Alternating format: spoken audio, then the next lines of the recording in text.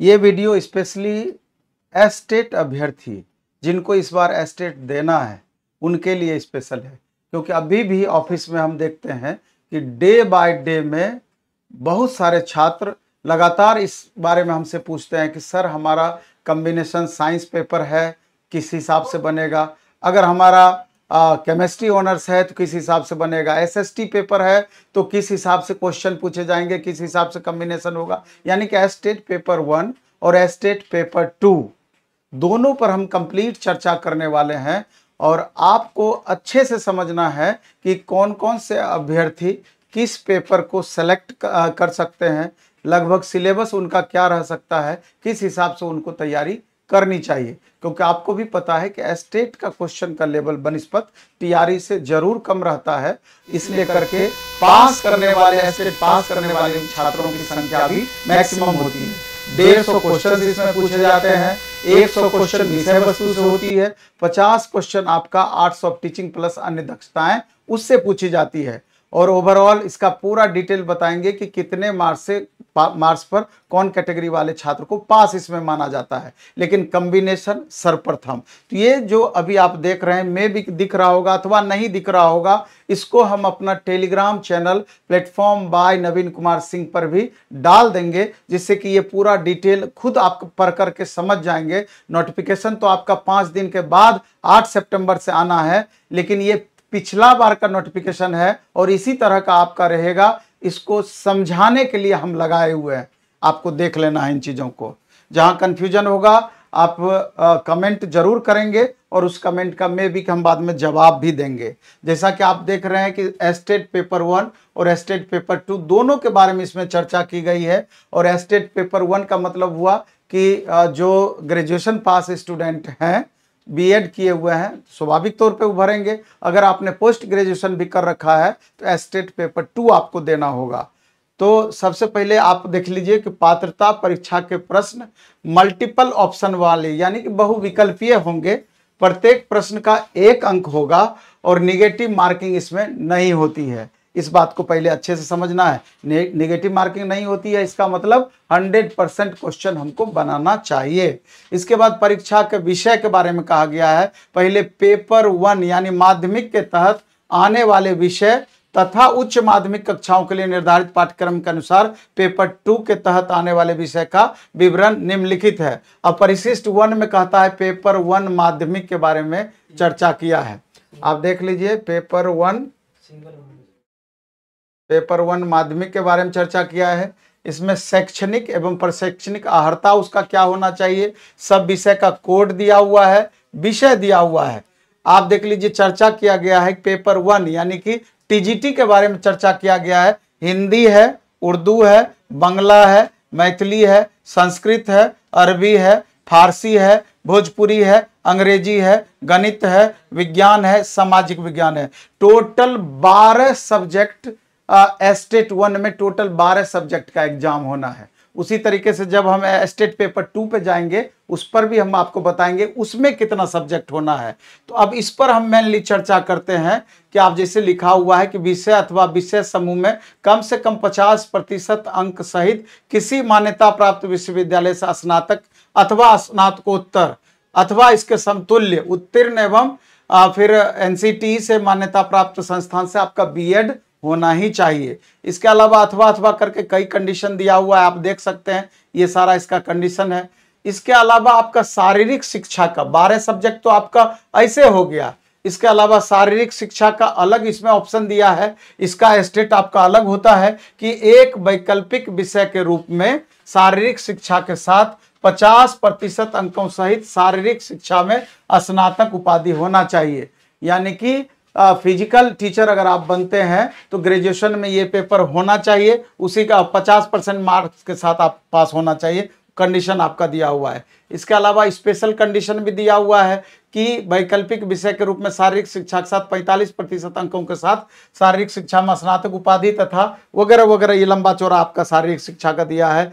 आपने जो अगर एनसीसी किया है तो उसके बारे में भी, और सब कंडीशन दिया हुआ है। जो भी छात्र होंगे शारीरिक शिक्षा से रिलेटेड हम डाल देंगे इसको आपका टेलीग्राम चैनल पर, प्लेटफॉर्म बाय नवीन कुमार सिंह पर, उस पर आप देख लीजिएगा। इसके बाद संगीत विषय के लिए दिया हुआ है कि जिनका म्यूजिक है, संगीत है, न्यूनतम 50% अंकों के साथ किसी मान्यता प्राप्त विश्वविद्यालय अथवा मान्यता प्राप्त संस्थान से संगीत शिक्षा में स्नातक उपाधि होना चाहिए अथवा उसके समकक्ष अर्हता होना चाहिए। मान्यता प्राप्त संस्था के संबंध में किसी प्रकार का विवाद उत्पन्न होने पर प्रशासनिक विभाग का निर्णय अंतिम होगा। इसमें आपका बीएड संगीत में नहीं खोज रहा है, लेकिन ग्रेजुएशन में 50% मार्क्स के साथ में संगीत आपका म्यूजिक होना चाहिए।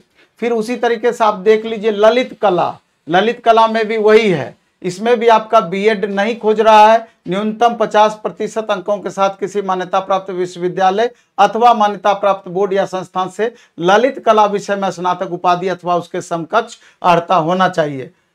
फिर इसके बाद नृत्य, नृत्य के बारे में कहा गया है, सेम वही चीज है कि न्यूनतम 50% अंकों के साथ किसी मान्यता प्राप्त संस्थान या विश्वविद्यालय से नृत्य शिक्षा में स्नातक उपाधि या समकक्ष, यही है। इसके बाद विशेष अध्यापक, विद्यालय का अध्यापक जो होते हैं उनके लिए फिर अलग दिया हुआ है कि स्पेशल टीचर जिसको आप बोलते हैं कि न्यूनतम 50% अंकों के साथ किसी मान्यता प्राप्त विश्वविद्यालय से स्नातक की उपाधि होनी चाहिए एवं भारतीय पुनर्वास परिषद से मान्यता प्राप्त संस्थान से विशेष शिक्षा में बीएड यानी स्पेशल एजुकेशन में बीएड आपका होना चाहिए। इसके बाद बीएड अलग, फिर या बीएड के साथ भारतीय पुनर्वास परिषद से मान्यता प्राप्त संस्थान से सर्टिफिकेट या डिप्लोमा जो विशेष शिक्षा में बीएड के समकक्ष हो, भारतीय पुनर्वास परिषद के वैध सीआरआर नंबर धारित करता हो, ये सब उसका कंडीशन दिया हुआ है। अब मेन आते हैं जहां पर आपको सबसे ज्यादा जरूरत है, जहां सबसे ज्यादा आपको ध्यान देने की जरूरत है, उन चीजों पर हम आते हैं। अब विषय समूह कहता है, इन चीजों को गौर करना है। विषय समूह के बारे में बोला गया है, इसको हम ले आते हैं, मेरे ख्याल से बड़ा कर दिए तो अब देखने में आपकी स्पष्टता बढ़ेगी। दिख रहा होगा संभवतः। विषय समूह कहता है कि गणित, गणित कौन रखेंगे? स्नातक स्तर पर गणित के साथ भौतिकी, इलेक्ट्रॉनिक्स, कंप्यूटर साइंस, रसायन विज्ञान, सांख्यिकी विषय में से कोई 2 विषय स्नातक स्तर पर पठित हो अथवा इंजीनियरिंग से स्नातक जिसमें गणित की विशेषज्ञता हो। इस क्रम में स्पष्ट किया जाता है कि स्नातक स्तर पर कंप्यूटर साइंस में बीसीए की योग्यता को सम्मिलित माना जाएगा। यानी कि कंप्यूटर साइंस में जो बीसीए किए हुए हैं वो मैथ का, टीजीटी मैथ का यानी 9th-10th मैथ का टीचर बन सकते हैं। यहां पर विषय समूह में है कि गणित के साथ कोई 2 विषय होना चाहिए, गणित के साथ कोई 2 विषय होना चाहिए। जनरली क्या होता है कि मान लीजिए कि आप फिजिक्स ऑनर्स हैं, साथ में आपका सब्सिडरी पेपर में केमिस्ट्री और फिर उसके बाद मैथ है, तो गणित के साथ आपका इधर क्या हो गया, फिजिक्स केमिस्ट्री हो गया, 2 विषय हो गया। तो निश्चित रूप से आप मैथ सब्जेक्ट से फिर आप एस्टेट कर सकते हैं।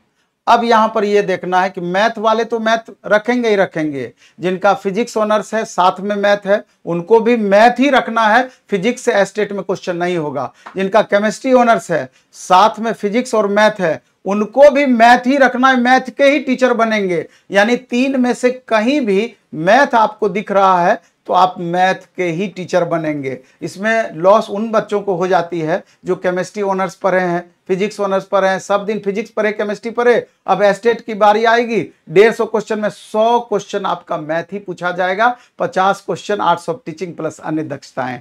उसी तरीके से अगर आपका साथ में सांख्यिकी विषय रहा है, स्टैटिक्स या फिर इलेक्ट्रॉनिक्स रहा है, तो ये 3 का कॉम्बिनेशन अगर बन रहा है कि मैथ, इलेक्ट्रॉनिक्स, रसायन या कंप्यूटर साइंस या इलेक्ट्रॉनिक्स विषय में से कोई या फिजिक्स है, तो 3 में ये 3 का कॉम्बिनेशन बन रहा है, फिर आप मैथ का ही टीचर बनेंगे। अथवा आपने बीटेक किसी भी सब्जेक्ट से कर रखा हो जिसमें मैथ की विशेषज्ञता हो, तब भी बीटेक किए हुए हैं, साथ में बीएड है, तो आप मैथ के ही टीचर बनेंगे। ऐसा नहीं है कि बीटेक किए हैं तो आपको बीएड करना जरूरी नहीं है, बीएड करना ही करना है, आपको मैथ के ही टीचर बनेंगे। बहुत सारे बच्चे क्या किए कि जो बीटेक किए हुए थे पिछली बार वो साइंस से एस्टेट पास कर गए और फिर साइंस के टीचर भी अभी बने हुए हैं, लेकिन मेरे ख्याल से ऐसा रूल नहीं है। लेकिन सरकार अब क्या सोचती है, इस चीज को क्लियर नहीं कर पाती है। वहां लिखती है विज्ञान की विशेषज्ञता, और इनका कहना होता है बीटेक वाले को हमने तो साइंस भी पढ़ रखा है, तो उस आधार पर वो निकल जाते हैं।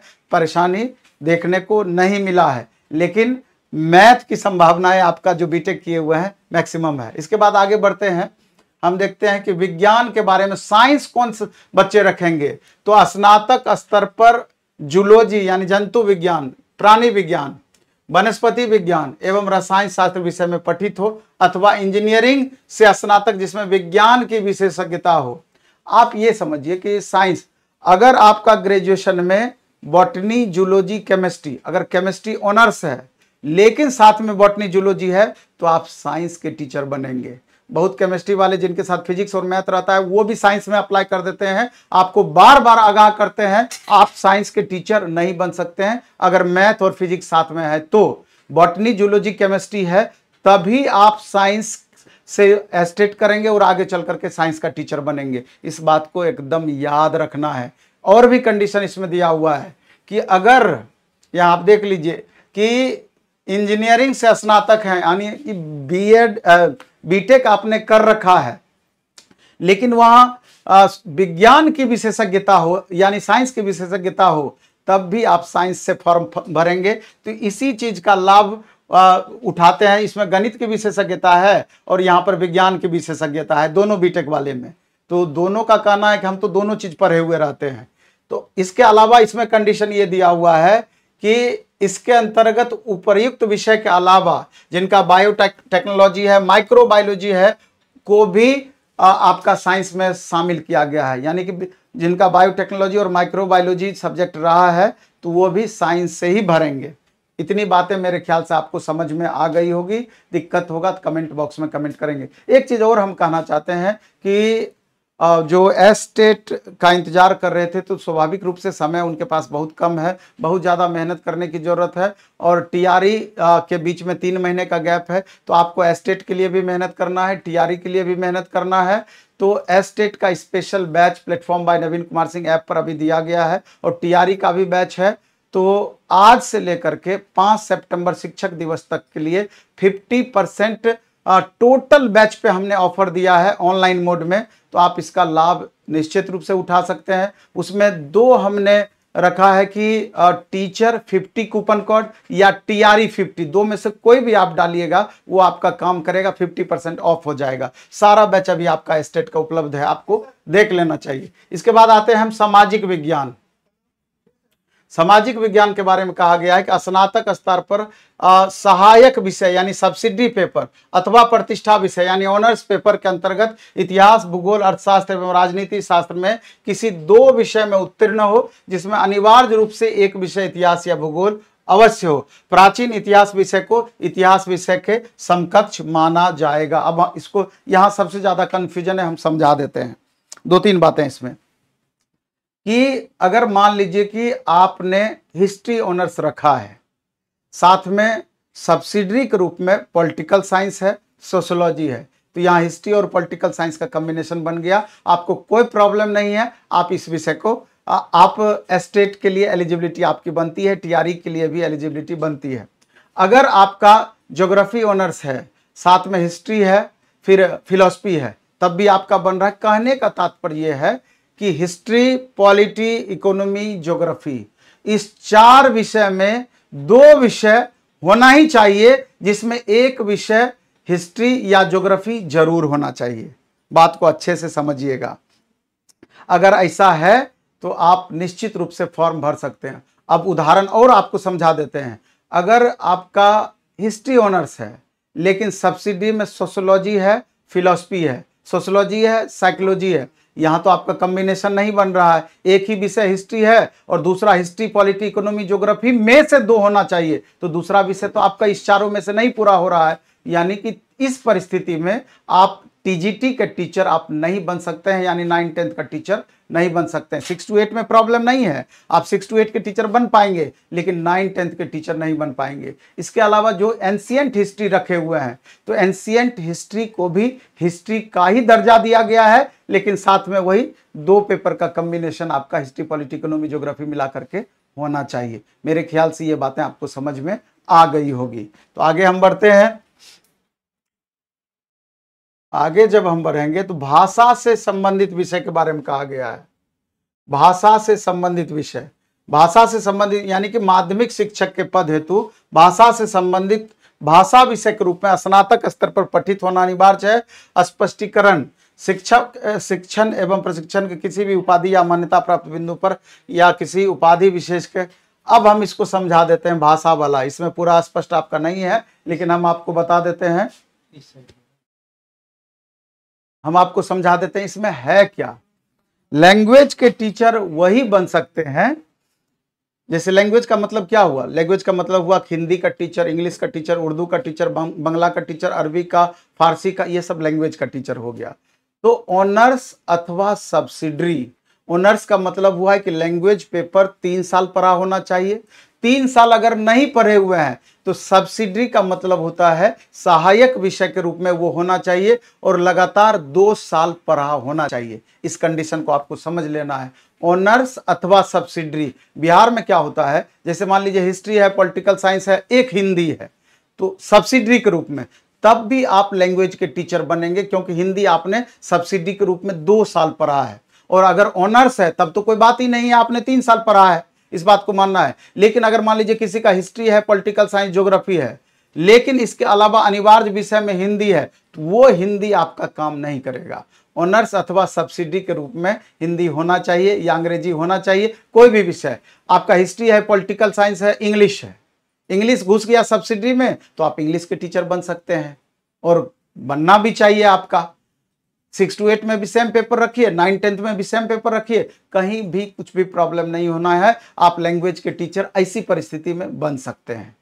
मेरे ख्याल से यहाँ पर आपका डाउट नहीं होना चाहिए। 2 साल अथवा 3 साल, कोई अब इग्नू से किए हैं या बिहार के बाहर से किए हैं ग्रेजुएशन, तो वहां पर क्या होता है, ऑनर्स अथवा सब्सिडी नहीं होता है। तो वैसी परिस्थिति में देखेंगे हम कि 3 साल पढ़ा हुआ है कि नहीं है, नहीं तो 2 साल कम से कम लगातार पढ़ा हुआ है कि नहीं। अगर इस तरह का भी होगा तो उसको ऑनर्स अथवा सब्सिडी के रूप में मानेंगे, और तब भी फॉर्म भरने के लिए हमारा एलिजिबिलिटी बनेगा। तो मेरे ख्याल से इस बात को आप समझ गए होंगे। तो आगे बढ़ते हैं। और दूसरी बात, एक बात और महत्वपूर्ण, जो जिनका इंग्लिश पेपर है ऑनर्स अथवा सब्सिडी के रूप में 6 to 8 के संदर्भ में हम कहना चाहते हैं, इसके संदर्भ में नहीं, याद दिलाना चाहते हैं कि सीटेट पेपर 2 पास करना होता है 6 to 8 के टीचर बनने के लिए। वहां पर अगर इंग्लिश के टीचर आपको बनना है तो वहां पर हिंदी के साथ आपका इंग्लिश होना चाहिए, ना कि संस्कृत होना चाहिए। अगर वहां पर इंग्लिश नहीं रखे हैं तो फिर फाइनल होने के बावजूद आपको आपका सिलेक्शन नहीं किया जाएगा। ये नोट करके आप लिख लीजिए, एक्स्ट्रा बात हम बताए। चलिए हम आगे बढ़ते हैं। ये तो हो गया आपका लैंग्वेज का भी हो गया। इसके अलावा हम आते हैं, अब आते हैं पेपर 2 पर। पेपर 2 में आप देख लीजिए कि टोटल 24 सब्जेक्ट के बारे में चर्चा किया गया है। फिर उसके अलावा अन्य सब्जेक्ट के बारे में भी चर्चा किया गया है, जिनका कॉमर्स है, कंप्यूटर साइंस है, इसके अलावा एग्रीकल्चर है, संगीत है, सबका चर्चा किया गया है। तो यहां पर आपको देखना है कि पेपर 2 पीजीटी टीचर बनने के लिए आप याद रखिए, बिहार में पीजीटी टीचर बनने के लिए 2 ही कंडीशन देखा जाता है कि आपका पोस्ट ग्रेजुएशन में सब्जेक्ट क्या है और उस सब्जेक्ट से स्टेट पेपर 2 आप पास हैं कि नहीं है। बाकी ग्रेजुएशन में क्या है कोई मतलब नहीं है, बीएड में क्या है उससे भी कोई मतलब नहीं है। एग्जाम्पल ऐसे समझिए कि मैथ से ग्रेजुएट स्टूडेंट हिंदी से पीजी कर लिया और अभी हिंदी का टीचर बना हुआ है। आपको सारी बातें इसी से क्लियर हो गया होगा, इसलिए घबराना बिल्कुल भी इस मामले को लेकर के नहीं है। और पीजीटी में आप हिंदी के टीचर बन सकते हैं, उर्दू का, अंग्रेजी का, संस्कृत का, बांग्ला का, मैथिली का, मगही का, अरबी का, फारसी का, भोजपुरी का, पाली का, प्राकृत का, गणित का, फिजिक्स का, केमिस्ट्री का, बायो का, इसके अलावा हिस्ट्री का, ज्योग्राफी का, पॉलिटी का, सोशियोलॉजी का, इकोनॉमिक्स का, दर्शन शास्त्र का, मनोविज्ञान यानी साइकोलॉजी का, होम साइंस का, गृह विज्ञान का, वाणिज्य कंप्यूटर साइंस। या अब कंडीशन इसमें क्या दिया हुआ है इसको देखना है कि इसमें दिया हुआ है शैक्षणिक एवं प्रशैक्षणिक अर्हता में दिया हुआ है कि विनिर्दिष्ट विषय में कम से कम 50% मार्क्स सहित किसी मान्यता प्राप्त विश्वविद्यालय से पोस्ट ग्रेजुएशन एवं एनसीटीई से मान्यता प्राप्त संस्थान से बीएड आपका होना ही चाहिए। ये बात आप अच्छे से समझ गए होंगे। अथवा अन्य कंडीशन आपका दिया हुआ है, अथवा किसी मान्यता प्राप्त विश्वविद्यालय से कम 50% अंकों के साथ विनिर्दिष्ट विषय में स्नातकोत्तर अथवा इसके समतुल्य तथा राष्ट्रीय अध्यापक शिक्षा परिषद मान्यता प्राप्त संस्थान से BA.Ed अथवा BSc.Ed, फिर अथवा न्यूनतम 55% अंकों सहित उसके समकक्ष ग्रेड के साथ विनिर्दिष्ट विषय में स्नातकोत्तर यानी पोस्ट ग्रेजुएशन तथा 3 वर्षीय एकीकृत बीएड अथवा एमएड। ये सारा कंडीशन आपका दिया हुआ है। अब हम आगे बढ़ते हैं तो आप देख रहे हैं कि वाणिज्य जिनका कॉमर्स है उसके लिए क्या कंडीशन है कि वाणिज्य विषय में कम से कम 50% अंकों सहित किसी मान्यता प्राप्त विश्वविद्यालय से पोस्ट ग्रेजुएशन तथा सामान्य विषयों के लिए निर्धारित प्रशैक्षणिक अर्हता, मतलब वहां आपका बीएड होना चाहिए। फिर इसके बाद आपका कंप्यूटर साइंस का अलग है। कंप्यूटर साइंस में बीएड के यहाँ नीचे में देख लीजिए, कंप्यूटर साइंस में कंप्यूटर विज्ञान विषय के अभ्यर्थियों के लिए बीएड की योग्यता अनिवार्य नहीं है। यानी कंप्यूटर टीचर अगर 11-12 में आप बनना चाहते हैं, एस्टेट तो आपको देना ही होगा, लेकिन बीएड जरूरी नहीं है। लेकिन कौन कौन से बच्चे इसमें फॉर्म भरेंगे ये जानना जरूरी है। जैसा कि हम बताएं, प्लेटफॉर्म बाय नवीन कुमार सिंह ऐप पर एस्टेट से रिलेटेड आपका कंप्यूटर साइंस सहित सारे बैचेज उपलब्ध हैं। टीआरई का भी और एस्टेट का भी आपको देख लेना है। अभी ऑफर चल रहा है 50% का। आप ये देखिए कि कंप्यूटर साइंस का कंडीशन जो हम बता रहे हैं कि न्यूनतम 50% अंकों के साथ निम्न विषय समूह में मान्यता प्राप्त विश्वविद्यालय संस्थान में प्राप्त उपाधि और डोएक ए या किसी विषय में स्नातकोत्तर की उपाधि। इसके बाद है किसी मान्यता प्राप्त विश्वविद्यालय या एआईसीटी से मान्यता प्राप्त संस्थान से बी अथवा बीटेक कंप्यूटर साइंस या आईटी से होना चाहिए अथवा समकक्ष उपाधि, या भारत सरकार के मान्यता प्राप्त संस्थान या विश्वविद्यालय से डिप्लोमा वाले भी भर सकते हैं। अथवा यानी कि बी अथवा बीटेक कंप्यूटर साइंस में है, आईटी में, तो आप भरेंगे, उसमें बीएड जरूरी नहीं होगा। लेकिन उसके बाद है कि एआईसीटी से मान्यता प्राप्त संस्थान से किसी स्ट्रीम में बी या बीटेक हो, साथ में कंप्यूटर में पोस्ट ग्रेजुएट डिप्लोमा। यानी कि अगर आप बी अथवा बीटेक किए हैं, साथ में पीजीडीसीए कर लिए हैं, तब भी आपको जरूरत नहीं है कि आपको बीएड होना चाहिए। लेकिन अगर कोई सिंपली ग्रेजुएशन किए हैं, साथ में पीजीडीसीए किए हैं, तो इसमें कहीं भी उसका कंडीशन नहीं दिखा हुआ है, वो 11-12 का टीचर नहीं बन सकते हैं, सिंपली ग्रेजुएशन। लेकिन आगे वो दिया हुआ है, अगर आप किसी भी सब्जेक्ट से पीजी किए हैं, साथ में आप पीजीडीसीए कर लिए हैं, तो आप पीजीटी कंप्यूटर साइंस के टीचर बन सकते हैं। ये महत्वपूर्ण बात बोले हैं हम कि किसी भी सब्जेक्ट से पीजी, साथ में पीजीडीसीए आपको आगे मिलेगा। देखिए, किसी मान्यता प्राप्त विश्वविद्यालय में कंप्यूटर साइंस से स्नातकोत्तर या एमसीए वाले भी भरेंगे, या मान्यता प्राप्त विश्वविद्यालय समकक्ष उपाधि, अथवा किसी मान्यता प्राप्त विश्वविद्यालय से कंप्यूटर साइंस में स्नातक या बीसीए या समकक्ष एवं किसी विषय में स्नातकोत्तर। यहां आप कंडीशन देख लिए, कंप्यूटर साइंस में स्नातक ऑब्लिक बीसीए वाला भी कहा गया है, या समकक्ष किसी विषय में स्नातकोत्तर, यानी कि एवं किसी विषय में स्नातकोत्तर, यानी कि कंप्यूटर साइंस में आपका ग्रेजुएशन है या बीसीए है, लेकिन बीसीए के साथ में अगर आप किसी भी सब्जेक्ट से पोस्ट ग्रेजुएशन डिग्री यानी पीजी कर लिए हैं, तब भी आप फॉर्म भर पाएंगे। यहां यह बात क्लियर करके लिखा हुआ है कि बीसीए लेकिन साथ में पोस्ट ग्रेजुएशन होना चाहिए। इसके बाद दिया है कि किसी मान्यता प्राप्त विश्वविद्यालय से कंप्यूटर साइंस में पोस्ट ग्रेजुएट डिप्लोमा यानी पीजीडीसीए एवं किसी विषय में स्नातकोत्तर की उपाधि, जो अभी हम बता रहे थे कि अगर आप किसी भी सब्जेक्ट से पीजी कर लिए हैं, साथ में अगर पीजीडीसीए है, तो आप बिना बीएड का कंप्यूटर टीचर 11-12 में बन सकते हैं। फिर उसके बाद दिया है कि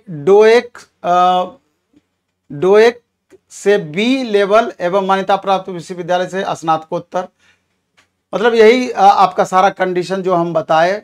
फिर कृषि विषय में एग्रीकल्चर में दिया है कि न्यूनतम 50% अंकों के साथ निम्न विषय समूह में मान्यता प्राप्त विश्वविद्यालय या संस्थान से कृषि या उद्यान में स्नातक, agronomy, plant breeding, genetics, entomology, plant pathology, seed science and technology, soil science, horticulture में से किसी विषय में स्नातकोत्तर अर्ह योग्यता धारित करना आवश्यक है। फिर संगीत विषय के लिए आप देख लीजिए, इसमें है कि किसी मान्यता प्राप्त विश्वविद्यालय से 50% अंकों के साथ संगीत शिक्षा में स्नातकोत्तर यानी पीजी आपका होना चाहिए। यही तो आपका सारा कुछ है। इसके अलावा सिलेबस आप देख लीजिए कि सिलेबस में स्पष्ट लिखा गया है कि 100 नंबर विषय वस्तु से होगा और शिक्षण कला एवं अन्य दक्षता यानी कि आर्ट्स ऑफ टीचिंग प्लस अन्य दक्षता 50 नंबर का होगा, 150 नंबर का होगा टोटल। और आगे हम बढ़ते हैं।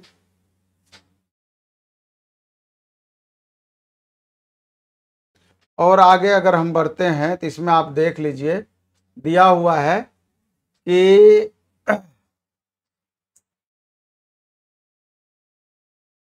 उम्र सीमा के बारे में चर्चा किया गया है कि यूआर कैंडिडेट 37 वर्ष तक भर सकते हैं। यूआर की महिला है वो 40 वर्ष तक भर सकती है। पिछड़ा वर्ग पुरुष और महिला दोनों 40 वर्ष, अति पिछड़ा वर्ग पुरुष महिला दोनों 40 वर्ष और SC ST के केस में पुरुष महिला 42 वर्ष तक। यही है।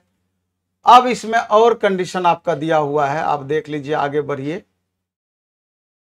ये बहुत महत्वपूर्ण है जो अभी हम बताने जा रहे हैं।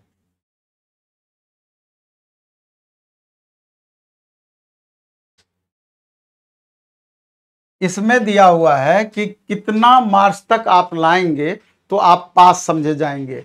इसमें है कि यूआर कैटेगरी के कैंडिडेट को 50% मार्क्स लाना जरूरी है, यानी 150 में से 75 मार्क्स लाना जरूरी है। पिछड़ा वर्ग को 45.5% मार्क्स लाना जरूरी है। अत्यंत पिछड़ा वर्ग को 42.5% मार्क्स लाना जरूरी है। और SC ST दिव्यांग और महिला को 40% यानी 60 मार्क्स लाना जरूरी है। इसके अलावा देख लीजिए, अब तो सबका फी 100 कर दिया है, पता नहीं आगे क्या रखता है, 100 ही रखेगा। यहाँ तो बहुत फी है चूंकि ये पिछला है। अब आगे हम बढ़ेंगे। नॉर्मलाइजेशन के थ्रू आपका रिजल्ट बनेगा।